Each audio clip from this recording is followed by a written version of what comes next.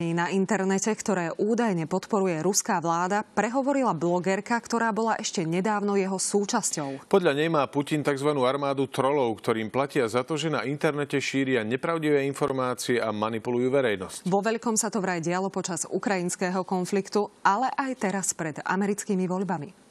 Spojené štáty americké oficiálne obviňujú Rusko zo štátneho financovania hackerov, ktorí okrem iného majú manipulovať americké voľby. Na stranu Washingtonu sa pridáva aj ruská blogerka, ktorá bola súčasťou tejto manipulácie. Americké voľby sú kľúčové aj pre Kremeľ a samozrejme, že Rusko do toho investovalo veľa námahy.